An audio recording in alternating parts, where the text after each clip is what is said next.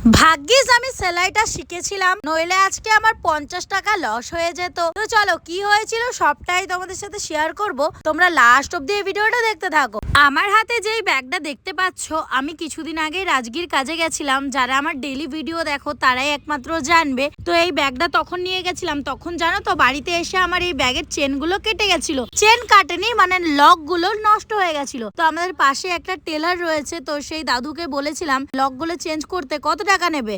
Lock গুলো change করতে বলছে 80 টাকা নেবে। মাত্র দুটো লক চেঞ্জ করবে, সেটারই 80 টাকা দাম। আর লক গুলো মার্কেটে কিনতে গেলে 6 টাকা 6.5 টাকা দাম। তো যাই হোক, সেটা আমি বাড়িতে গিয়ে লাগাবো, তোমরা দেখতেই পাবে। ভিডিও করে দিচ্ছি, তুমি ভাইরাল হয়ে যাবে।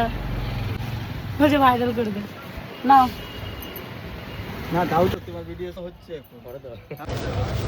কি কষ্ট। কত আছে? 1500 টাকা। আর কত পাবে? 90 টাকা। এই 90 টাকা কোথায়? 1500 না, 170 টাকা দাও। ঠিক করে বলো। 170 টাকা দাও, 20 টাকা কম দাও। গাইস, প্রথমবার মেকআপের রাতে এত জিনিস কিনলাম। কত হলো টোটাল বিল? 1690 টাকা হয়েছে আপনার। 1690 টাকা বলছিস এখন? 20 টাকা কম দিবি, 1670 টাকা। 1670 দাও না। 1670। আর কত করব অনলাইন? 170।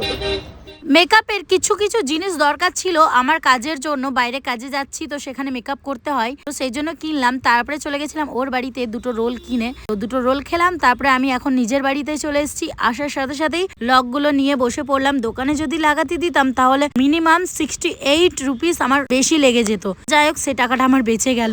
আজ আমি সেলাই জানি বলে তাই প্রত্যেকটা মেয়েকে বলবো, তোমরা হালকা পাতলা সেলাই, হালকা পাতলা মেকআপ শিখতে পারো, নিজেদের যাতে কাজে লাগে। যেমন কি আমি হালকা পাতলা মেকআপ এখন শেখার চেষ্টা করছি, যাতে আমি নিজের ভিডিওগুলো করতে পারি। আর এই দিকে দেখো, আমার ব্যাগের লকগুলোও লাগানো হয়ে গেছে। এবার তোমরা বলো আমি কি কি মেকআপ কিনেছি। তোমরা কি দেখতে চাও? তাহলে কমেন্ট করে বলো, আমি নেক্সট ভিডিওতে আমার মেকআপের কিটগুলো তোমাদের সাথে শেয়ার করব।